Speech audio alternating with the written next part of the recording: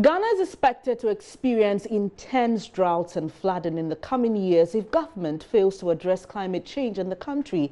That's the damning report by the Environmental Protection Agency, which says a study it conducted revealed the country is at risk of an increase in heavy flooding and intense droughts. The EPA has also expressed worry about the impact of climate change on the country's agricultural yield. At a news briefing in Accra Tuesday, a senior lecturer at the University of Development Studies and a member of the EPA, Dr. Raymond Kasai, also observed that crops have been negatively affected by climate change as farmers are unable to tell the rainfall pattern.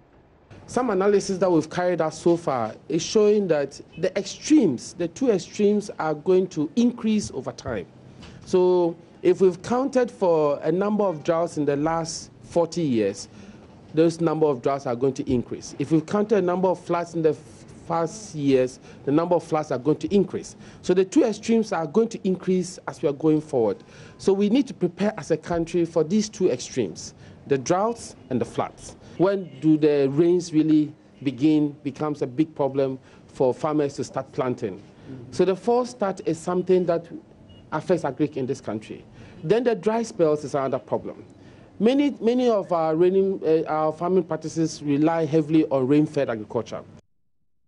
Dr. Kasai also cautioned farmers to desist from the practice of farming by streams and water bodies, warning it results in siltation of dams and adverse effects.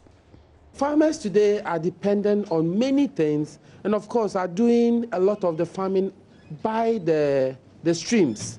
Something that we are trying to discourage because that is causing siltation of our dams, siltation of our water bodies.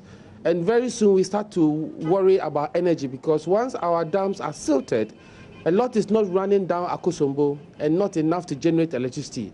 Then another problem is created.